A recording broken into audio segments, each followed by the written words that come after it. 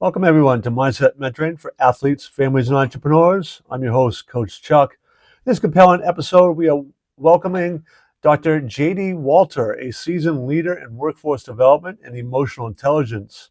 As President of Walteric LLC, Dr. Walter brings over 30 years of experience from the military, federal service, and executive coaching to our discussion. Together, we explore how cultivating a deep connection to one's ideal self and enhancing emotional intelligence can foster resilience, improve decision-making, and lead to personal and professional fulfillment. Dr. Walters shares insights from his work with organizations and educational institutions, emphasizing the importance of self-awareness and emotional agility in today's complex world. So stay tuned for that. According to the CDC in 2023, over 10 million teenagers reported experiencing persistent feelings of sadness and hopelessness. 10 million. And it's not just teenagers. Over 51 million adults struggle with mental health challenges every single year. Parents, this isn't just statistics. It's our children. It's us. And it's a wake-up call. But here's the thing. Knowledge and awareness is a first step to change. Yet the most important knowledge, the kind that can truly transform lives, is rarely taught. It's not about memorizing facts or getting perfect grades. It's about learning how to train your mindset. At the Unstoppable Mindset Masterclass, we'll teach you and your family how to take control, how to overcome limiting beliefs, tackle financial stress, and rise above the challenges that hold you back. You will gain tools to build unshakable confidence, foster resilience and grit to handle life's toughest moments, and turn habits into rituals that drive lasting change. Imagine the relief of watching your teenager face life with hope instead of hopelessness. Imagine equipping them and yourself with the mindset to not just survive but thrive. Visit unstoppablemindsetmasterclass.com and register to take the first step towards your transformation. Welcome back. And our guest today is Dr. J.D. Walter, co-founder and president of Walteric LLC, a company specializing in human skills development for peak organizational performance. With a rich background that includes service in the U.S. Navy, roles with the Department of Health and Human Services, and leadership positions in various federal agencies, Dr. Walter has dedicated his career to enhancing workforce capabilities through emotional intelligence and resilience training. Holding advanced degrees in public administration and human resource management, and certifications as an executive coach and emotional intelligence practitioner, Dr. Walter combines academic rigor with practical experience. His work focuses on helping individuals and organizations connect with their ideal selves to navigate challenges and achieve lasting success. Let's welcome Dr. J.D. Walter to the show. Welcome. Thanks, Chuck. I appreciate that very nice intro, and it's a pleasure to be on your show. I'm looking forward to our conversation today. Well, thank you for taking the time out, and I know my audience is going to be able to get quite a bit from your experience and your educational background as well. I always like to begin by just kind of having my guests introduce themselves a little bit personally to the audience. So if maybe you could kind of give us a little bit of a little history on how, your upbringing and educational background, and then we can kind of get into more of the nitty details.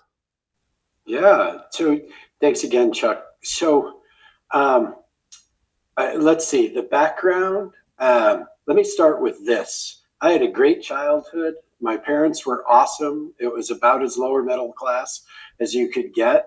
But what I think sticks out, and what I would share with people most about my sort of coming up, is that I was a horrible student. I was terrible in school. It wasn't a priority for me by the time I got into high school. I say this, with no amount of pride, but I barely graduated high school. Not from lack of smarts, but lack of, impetus to move the needle forward. I was more interested in getting out and seeing the world than I was in sort of preparing for what it was going to throw at me.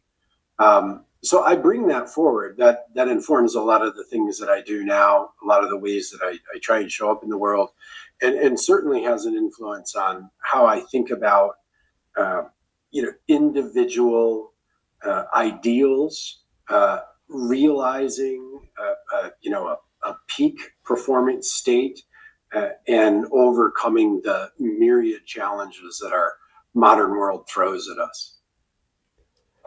Yeah, thank you for sharing that. And I can kind of relate. I did okay in school and all, but I had some uh, good friends. Actually, with one of them, and he'll admit this, was not a good student in high school, and he's gone on like you guys, PhD, and he's started like 5 different drug companies, and he's done extremely well. So for all those parents out there whose high school students might not be doing as well as they think, that's never the end of the road. So thank you for sharing that. Yeah, that's super important. I think we all walk our own path, and this is sort of a summary statement up front, but we all walk our own path, and that path has its own timeline. And so, I think putting somebody in a box and saying, well, you must get a 3.6 in high school, then you must go to a D1 school, and then you must do and then it's just it becomes more obstacle than empowerment. And I think we need to really what I like about this sort of challenge at the teenage year is the giving those kids the freedom to discover for themselves. Arm them with the tools, right, to make good decisions, to overcome adversity, but let them go out and fail miserably, all on their own, so that they get a good sense of what life is like and what kind of effort it takes to be successful. Yeah, I echo that. And over the years working with students who struggled in school for a lot of reasons, but ultimately it was really their mindset issues. I often say it's not like what happens around you or to you is how you respond to it. And a parent, and I try to avoid the word failure because everything's a life lesson, but one failure doesn't automatically begin to pigeonhole you or anything else. So, I'm really kind of curious because I think, with your Navy background and military background, the idea of this, what you do now with a lot of the emotional intelligence work, I think is fascinating. If you could kind of talk about kind of that evolution from Navy to your advanced degrees and this interest in emotional intelligence, because it in the education world has become a fairly big thing, and begin to recognize the importance of this aspect of human development. So maybe you could talk a little bit about that journey of yours. Absolutely. I think when I finally sort of came around, so I got out of high school, I went to community college for like a year, and then I just sort of kind of rode my thumb, more figuratively than literally. Though I did do some hitchhiking along the way. I don't recommend that. But I got to see a lot of the country. I got to experience a lot of different things, try out a lot of different occupations, met a lot of great people along the way while I was trying to figure out what my place in the world was ultimately going to be. And I think so. What I was first intrigued by when I joined the military was the strategic thinking that goes behind military operations, and then the organizational structure and development that is required to run a huge organization like the Department of Defense, and then of course each of the services within DoD. And so my beginning of this sort of evolution to emotional intelligence as a precursor to human peak performance is really understanding these abstractions called organizations that we find ourselves in, and how sometimes structuring them can inhibit performance, and how we go about planning for this movement of this abstract thing through a market space. It wasn't until later that I really started to think about the human element within an organization. So just to back up for a second, organizations are abstractions. I said this, and what do I mean by that? They exist on paper. Walteric, my company, exists. There's a record in the State Corporate Commission's office. I have a website, but it's really just a paper shuffle, right? Like, for that thing to come to life, now it's what do I do with it? And that's really about people, me, going forward and engaging, with customers in a variety of environments. What gives an organization its energy and allows it to move through the ether are people, right? And there's all these great people out there, and we always talk about organizations that are filled with innovators and creative thinkers and strategic thinkers, and folks that push the envelope and challenge the status quo to realize some vision for themselves and their organization. But without that, there is no movement. And so I really started to think more about how human behavior was reacting to and then experiencing this abstraction called the organizational structure. So I spent most of my early career as a professional really focusing on the strategic and the structural, right? How do you build organizations? How do you set up programs? How do you organize work? How do you distribute that work across the workforce? And then I started to come into, through a few experiences, a really deep understanding of this human component that I was acknowledging only in this sort of legacy way that we think about workforces or people, employees, as assets, resources, to really get to the point where I start seeing people as human beings, right? And they're not assets, they're not resources. They are, at the end of the day, an organization's only competitive advantage, right? If you don't have great people, you're not going to have a great company. You're not going to have a great organization. And that's just the facts. It takes people, it takes their energy, it takes their motivation, it takes their desire, it takes their willingness, their vulnerability, all those wonderful things that we talk about to move that organization forward. So I guess to kind of maybe tie this up in a nice little bow, I went through my military time. I ended up at a training command as my last tour. And it was during that time that I started working on a master's degree, a Master of Science in Organization and Management. And because I was in a training command, I focused on human resource management. And I did that because it was practical. I could apply what I was learning in class immediately on the job, and I could take the challenges that we were having. This was a brand new training command. We had stood up, a whole bunch of learning centers underneath it. So there's all this structural stuff that was happening. But the idea was ultimately to change the way sailors experience their careers within the Navy. How do we go about aligning training opportunities to career progression? How do we build career maps? How do we put people on a promotional schedule so that they can move through a 20-year career and meet the rank and grade objectives that they're ultimately setting for themselves? And so it was really then that I started to kind of get an idea of the human element of organizations. I met some really cool management consultants at that time as well, which kind of intrigued me to this occupation called consulting. And so I started to gently shift my focus away from the structural and into this human element. But from an academic perspective, I stayed in the administrative sciences because it's a way of looking at the world. So I thought about psychology, right? That's the brain. That's the way we look at people. There's sociology. That's this wonderful construct where we all intermingle. And then there's these little micro societies called organizations. And it just makes a really nice sort of petri dish. And this is in retrospect. I can sit here and say that, an organization is kind of the petri dish for the human experience. I don't know that I thought about it that way then. I started to realize that I had to shift my focus if I was going to be effective as a consultant, if I was really going to be able to help organizations shift towards peak performance. And then I had a couple of experiences post-military working on a couple different projects where I had real workforce challenges. One was a smaller group, and there was just lots of infighting, and I wasn't prepared to handle it. I wasn't mature enough as the manager. I wasn't savvy enough on human psychology and emotional intelligence to really understand the dynamic of what was happening.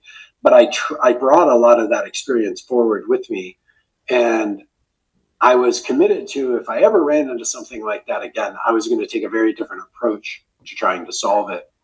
So fast forward, this is just a few years ago.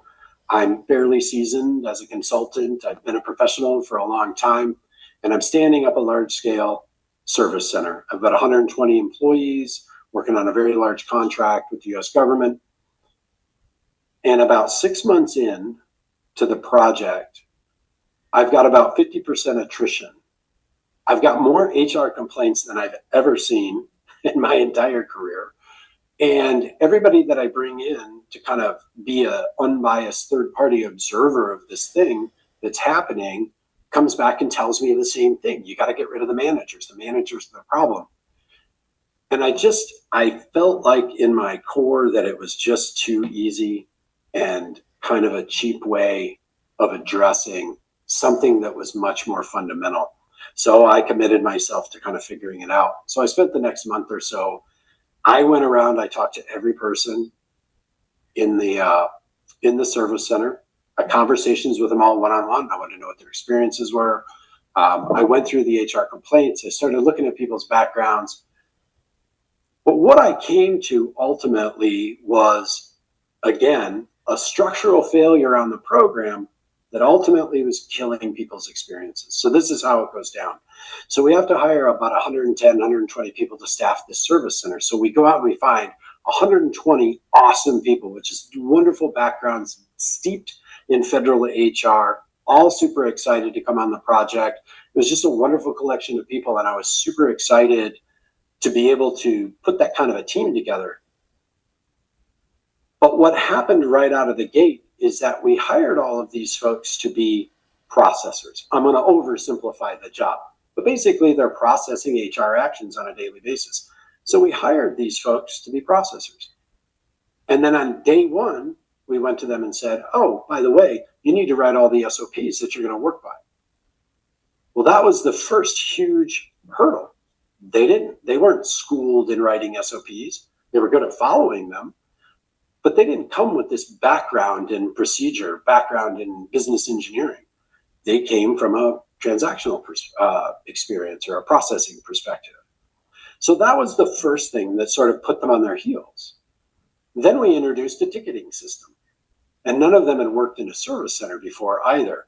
So that was a little bit new, but the ticketing system was huge. This is now a new piece of technology that doesn't seem to fit rationally within the scope or of all the other HR information systems that they have to work with. So there's obstacle number two. Now they're challenged with trying to learn yet another piece of technology that they weren't even aware was going to be in this environment. And oh, by the way, we had to help configure that system. We didn't own it, but all of those folks that we had brought in were now asking them for their insights on how to configure a system they had never even knew they were going to have to work with until, they got on the job. And so what I realized is that we just set everybody up for failure right from the start. Well, fear of failure, that's the genesis of all catastrophes, from an organizational perspective. And so what I realized is that we had set ourselves up poorly. So all of that thinking and learning about the structural components, and here it was, 20 some years later, and we made some of the biggest mistakes, that I've ever made on a project. But it was great because once we exposed that and we were able to address the root, we were able to reconcile the experience. And I'll say with a great amount of pride that several months later, we were knocking it out of the park. We had great managers. I did shuffle some people around, but we were making all of our service level agreements plus some. We were getting work done on time, and so everything was going great. So the lesson there is that if you remove these obstacles, and if you give these folks that you've hired the freedom to be the peak performers that they want to be, they will be. But it's our job, my job, to get all of those obstacles out of the way. That's boy. There's so many nuggets in that whole scenario there. We talk about organizations and systems and structures are so important. Actually, I have a very good friend of mine, one of my oldest friends. He actually, out of high school, went into the Marine Corps, was there, and then he went on and got his PhD. He's now an industrial psychologist at Clemson University. And a lot of his research is about those structures and systems and their impact on things like stress and work performance and health related, all that kind of stuff. But it is that human element, right? That within those systems and structures, and yes, we want those to be as well. What's the word I'm looking for? Best organized as we can. You're still dealing with that human element, and that's where, like a lot of the work I do, the mindset training comes in, right? Where I think if we can give people, beginning at an early age, some of those skills for uh, being able to deal with stress, being able to deal with each other, improved communication skills, all these kind of soft skills and all that are really mindset related, it can make so much. What's the word I'm looking for? It can just make organizations work better. It can make their own lives better. The communities that they're part of all better. And I think that's part of what this emotional intelligence is coming from uh, as well, or can play into it. And you've talked about its connection to resilience. Can you kind of maybe talk about those things a little bit? And do you agree with me that that mindset is such a key component in helping systems and structures and organizations actually run better? Yeah, my quick answer, Chuck, is I'm a firm believer that you just create space for individual contributors, workers, employees, whatever word we want to, just human beings in any regard. If you just create space that is physically and psychologically safe, and you give them some autonomy to make decisions, take risks, and solve problems, they will far and away exceed all of your expectations for them. The hardest part is recognizing that the biggest obstacle to employee performance is us. It's those of us that are running the organizations, are designing the structures, creating the systems, the policies, implementing the technologies. It's not that we're wrong. It's not that we're a problem that needs to be solved. We have to recognize how our behavior is impacting everybody else's behavior. So this is the first place that I think about emotional intelligence. And I'm going to backtrack to the younger population. But I'm going to start with this more senior population because we're often the hardest nut to crack. We're the most difficult group to get our minds changed, right? We're older, we're set in our ways, we've come up a certain way, it's worked this long, the world's changing around me, but I don't want to change with it. And so we become some of the tight-fistedest, I don't know if that's even a word, collection of folks. So we have the power, we're running the organizations, we get to make all these decisions, but then we're white-knuckling our approach to the organization, and how do we define what management ultimately looks like. So that's the first thing. I think everyone needs emotional intelligence, and what we get from it at the upper level is we get an understanding that the human experience cannot be segmented out. There's this thing we call work-life balance. I've rejected this term for a long, long time because there's only life. Work is just one thing that we do in life. And so we need life balance, but to say that whatever happened at the house this morning isn't coming with me to the office this afternoon is a gross misunderstanding of how the human being works. So I think at the upper levels, the emotional intelligence gives us the ability to see the world a little bit differently, see the world of our organization and the people within it a little bit differently, see them as actual human beings that provide us a competitive advantage, not an asset that we can just, shuffle around like a piece on a game board.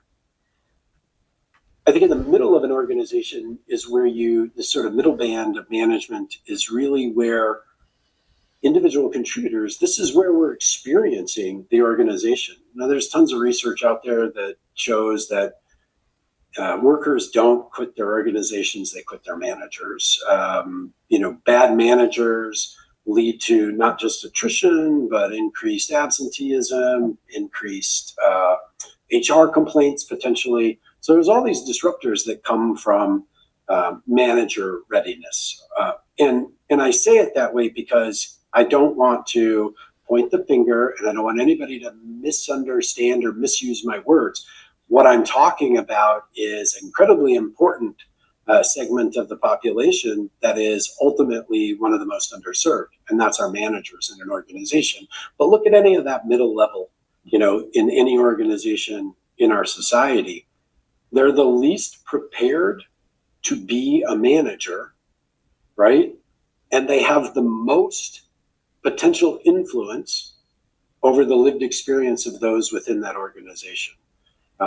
And so for them, the resilience is, the ability to manage stress in the moment, right? And overcome the wear and tear of stress over time, to be able to have not just self-awareness, but the self-control to behave in an appropriate manner in an organization that creates that physically and psychologically safe space for those individual contributors to come in and be vulnerable, build trusted relationships, and ultimately become those peak performers.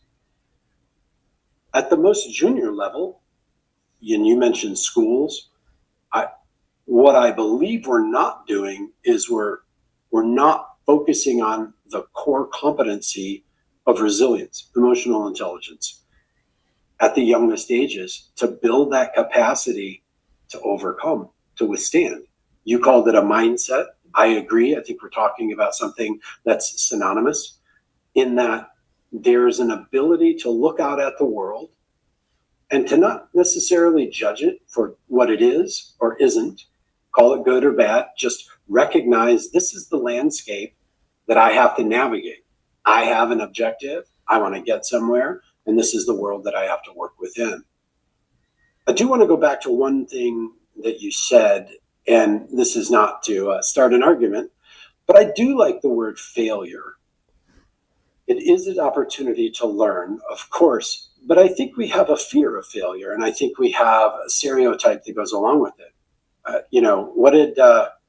What did Edison say? I didn't. I can never remember the exact quote, but it's something like 2,000 ways not to make a light bulb, right? Yep. Or and so I think I talk about failure because I want us to acknowledge that it's real and it happens every single day at varying levels in all experiences. And if we're not prepared for that, it becomes something that could be so benign and almost mundane becomes catastrophic. It paralyzes us. And so I think we've done something that was right in spirit, trying to make sure everybody feels included. But we've lost that little nugget of reality that says, at the end of the day, not everybody's always going to get picked. And that's okay. You have to decide what that means to you and how that impacts your path. So I think it's important to understand that what resilience does, I boil it down to the management of stress. But what do I mean when I say stress? That's criticism, right? That's anybody that wants to talk about I got a book report back and I got a C+ on it. Why didn't I get an A- on my book report? I wrote a great book report, right? Well, I didn't, X, Y, and Z, as the instructor says. So is that a failure? Well, it's not the A plus that I was looking for. It is a learning opportunity, but I have to be prepared for that. If I can't accept that I'm not going to be perfect every single time I come out of the gate, then I'll never get anywhere. So I do think it is important, and I'm not trying to foot stomp and say failure is the answer. What I'm saying is that I think we need to be a little bit more liberal with the language and say it's okay to talk about failure because it's real and it happens. And rather than trying to bubble wrap the world so nobody gets hurt, we need to strengthen, shore up ourselves so that we can deal with the reality that is not everybody's going to get picked. We're not always going to get what we want, and that's okay, because not everybody needs to get everything that they think they want. I'll take I think there's some more here that we could maybe unpack with regard to the ideal self, but let me just take a pause. Yeah, I agree with the idea there that it's the fear of failure, and the emotion of fear is such an enormous uh, emotion that it can be debilitating for a lot of people. Whether it's fear of success, fear of failure, fear of disappointment, it can go on and on. It's one of the core emotions to try to deal with.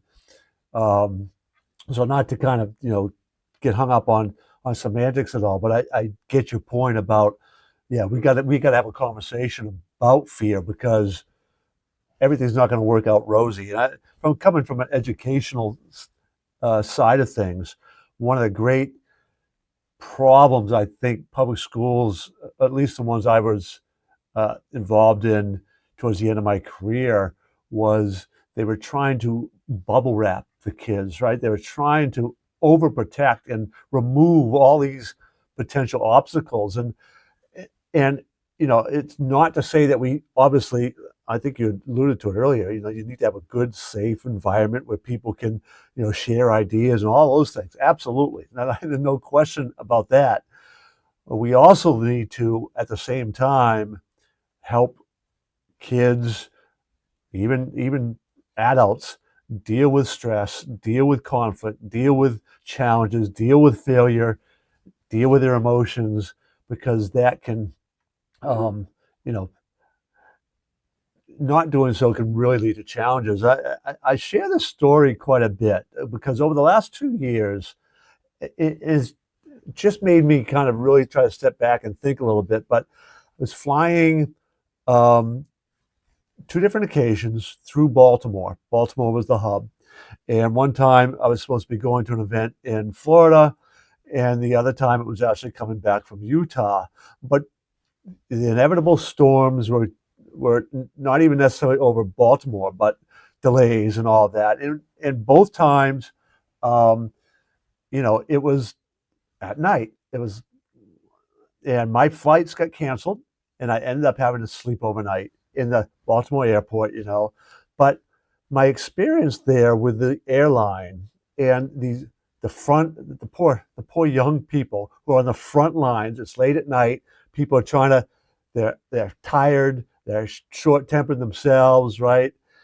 And in every experience, those two, the body language and the customer service representatives were going like, "Oh no, here it comes," and they were not. The whole body language and everything was communicating hostility instead of trying to appease things. And my thought there, and this might go back to part of what you're saying, is, and I don't necessarily want to rest it all on middle level managers or anything, but somewhere the culture and the training is falling short. And there was things that went through my mind like, oh boy, if these people have been trained to say these words or present their body language differently, they could have many times de-escalated situations instead of escalating it. And I think that's kind of the emotional intelligence training and development. Again, I kind of call it mindset. I think you're right. I think we're talking about the same thing. But that seems to be missing to me in so much of human development. Do you want to talk to that point? Yeah, absolutely. So I think my first reaction to that is, um, gosh, we've become so intolerant of imperfection, right? Now, when have any of us ever experienced perfection? So perfection doesn't exist, right? It's not an element that's out there in the universe. It's a perception that we have, right? It's an idea that we carry around with us, and this should be perfect. And I should show up to the airport 20 minutes before the flight boards. I should walk directly to my gate. I shouldn't get stopped at security, and I should go right up to the counter, hand them my ticket, and they should say, "Geez, Walter, thank you so much for coming to our airline and gracing us with your presence. Please take a seat anywhere you'd like in first class. We'll bring you champagne, and this will be over in 5 minutes." That doesn't happen. We have this unrealistic expectation of the way the world is supposed to work. Now, human behavior is pretty abhorrent sometimes, and we're not giving each other grace, right? So there is a sociological problem. We don't give ourselves and others grace. We don't say, "Hey, I know you're having a bad day. Geez, I'm really sorry, Chuck, that you have to spend the night here. I wish I could do something about it. What can I do to help you make this unfortunate situation a little bit more tolerable?" Right? And that's kind of what you're talking about. Yeah. But I have to be prepared for the onslaught. So I have to recognize that 250 passengers of that flight that just got canceled, they're all coming to me. And I've got to have the answer for them.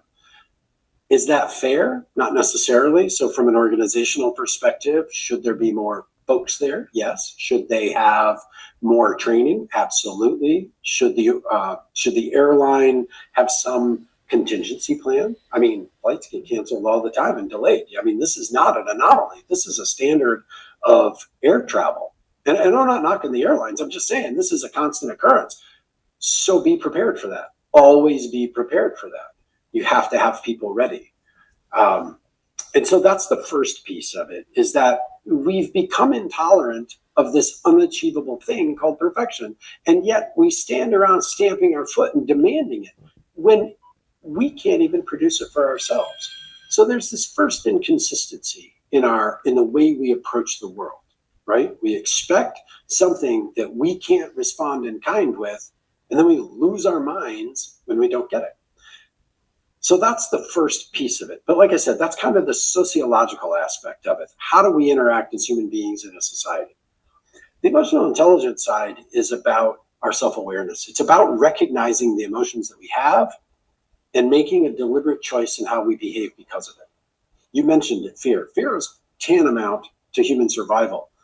Fear has kept us as a species alive for as long as we've been on this planet, right? It has allowed us to not get all eaten up by saber-toothed tigers or all, consumed in hot lava flows, right?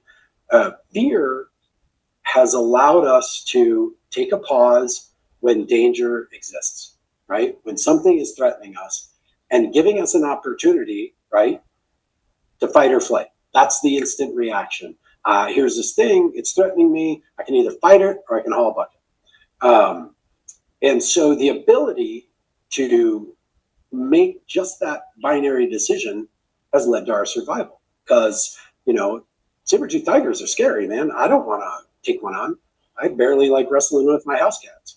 So I don't want to take on this beautiful creature that's definitely going to, eat me for lunch. So I'm going to haul, right?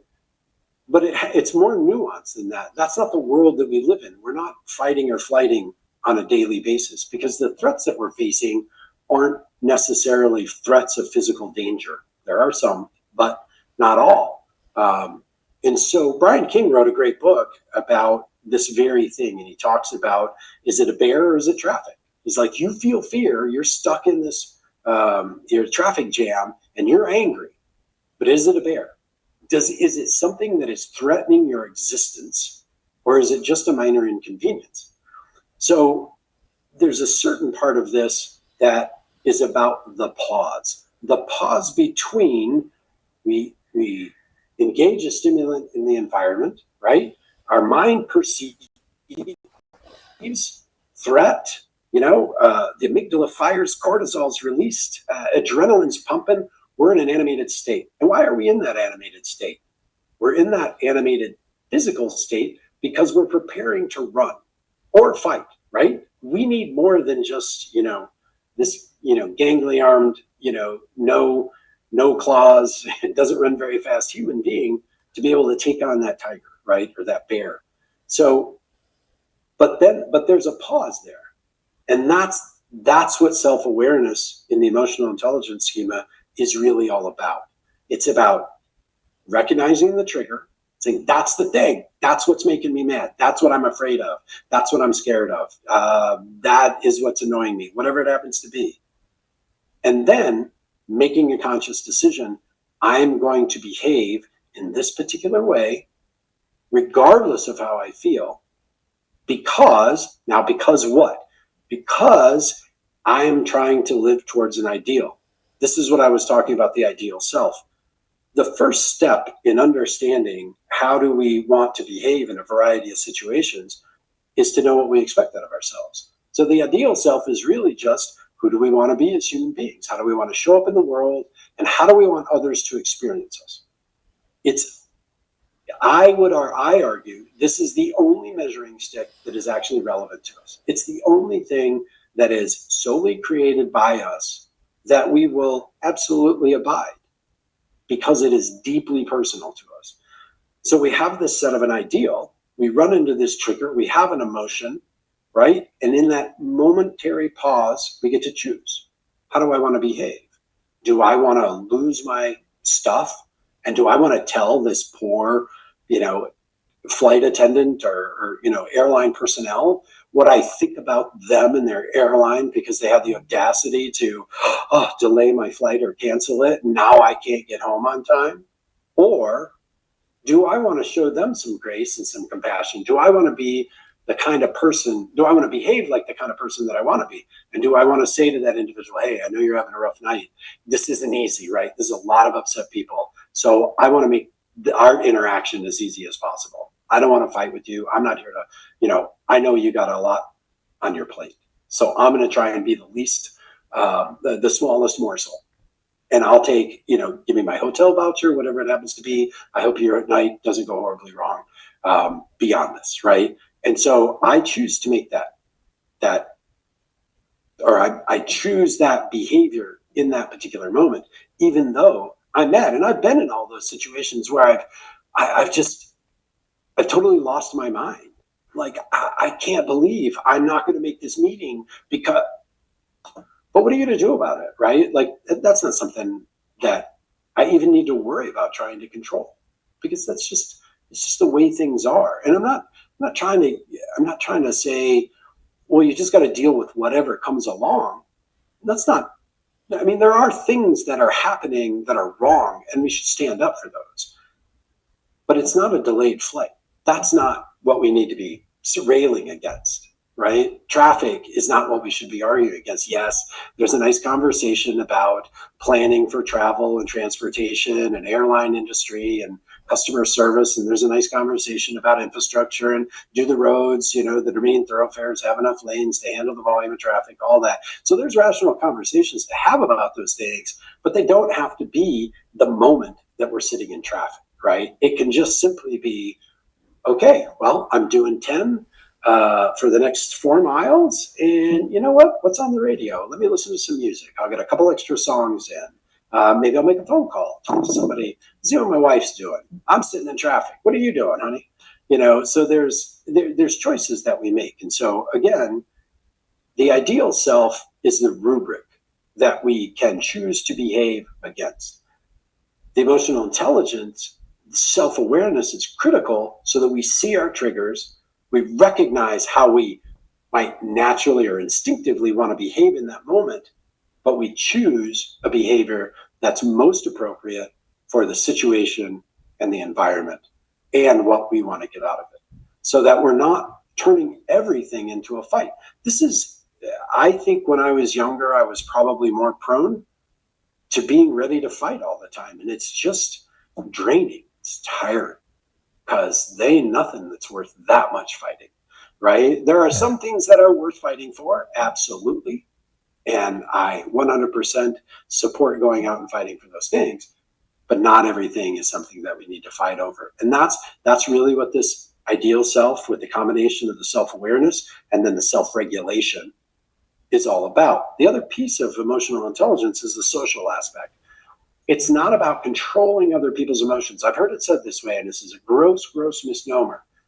Social awareness and social regulation are not about manipulating, controlling, or even influencing other people's emotional states. It's about recognizing other people's emotional states and then adjusting our behavior based on it. So back to the airline. Everybody's up there at the customer service counter. Everybody's losing their mind. The flight got delayed, blah, blah, blah. They should have seen it. Why didn't you call it 5 hours ago, et cetera, et cetera. That moment, that person isn't the enemy. They're just like us. They just happen to be on the other side of the counter. And their job is an unenviable job. I don't want 250 mad people standing in front of me and being the only one that can do anything about it. So it's about saying, hey, this person's under the gun. Like, they don't need more garbage from me. They're going to get enough from everybody else. So what I'm going to do is I'm going to go the other way. I'm going to be nice. I'm going to be incredibly accommodating. I'm going to give them the grace that they deserve in this moment, right? So that they don't lose their minds. And that's what the social awareness and social regulation is all about. The regulation and emotional intelligence is always about ourselves. It's about how we are choosing to behave in a particular situation. Yeah. You said so many good things in there. One of the things I often did with students, and again, I'm working with the outliers, the ones who are struggling. Sometimes they, particularly with the boys, might be acting out more, right, with all the emotions and things, that frustrations, and the um, girls would often, maybe internalize it more. But what I would often do, if they were obviously something rose up and they're angry, frustrated, kind of, you could see the stress, what have you, is I would ask a process oriented question like, how did you do that? And inevitably, they'd kind of be confused at first, right? Because, like, what are you asking me? But my attempt there, it was one, to interrupt that pattern by beginning to get them to try to be aware of what triggered it and what they were doing internally that was causing the emotion. Because, it was always be blame this other person who did something to me, and that's what made me mad. And trying to get them to become aware that you might be absolutely justified and right to be angry, frustrated, upset at what they did. But I want you to be aware of what that was and then what you did inside yourself to actually generate that emotion and all.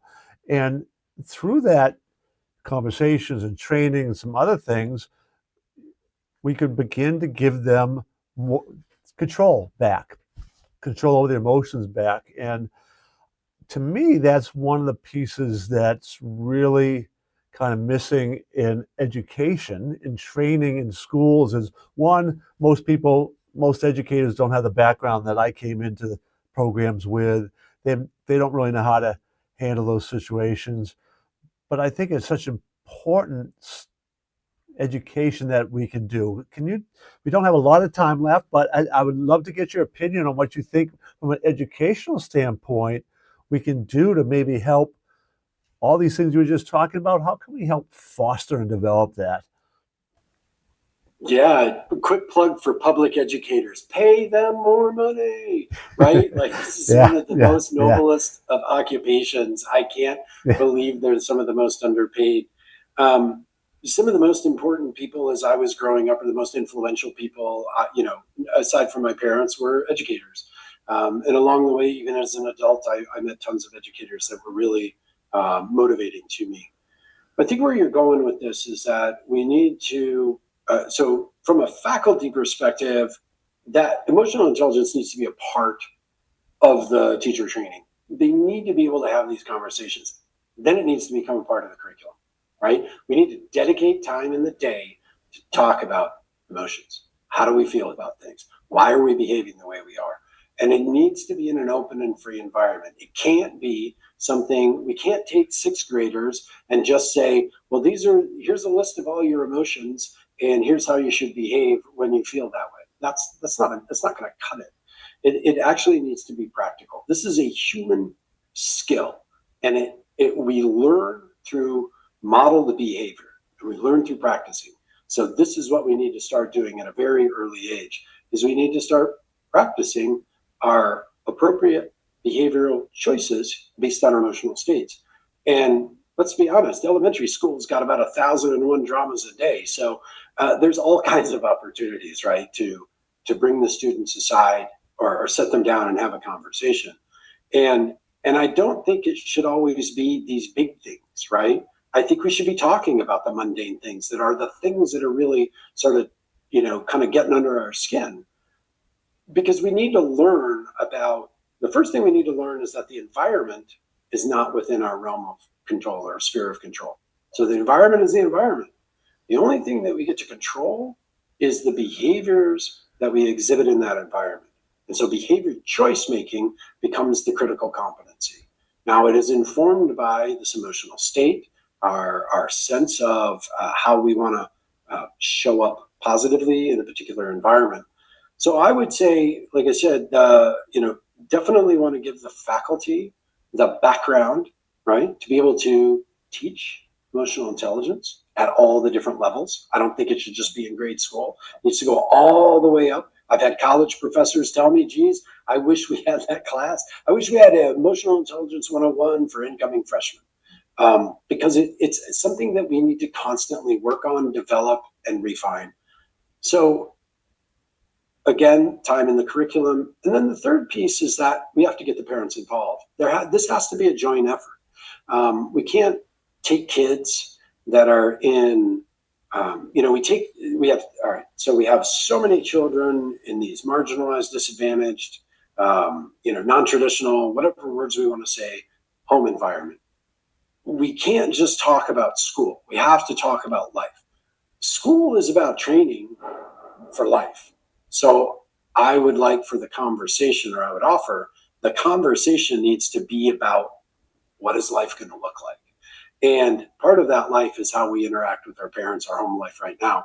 So I do think we need to make sure that we're bringing the parents into the conversation. And there's probably a whole other strain, which is just emotional intelligence for parents. But I think if we start the conversation in this somewhat mundane way in an elementary school, and it's part of, what the homework is that your child's bringing home, it's not a book report. It's about, for English, it's a book report for, our emotional class. But it gets the parents into the conversation. And this is really what it's about. Being able to acknowledge, if you do nothing more than say, I am mad and I want to act out.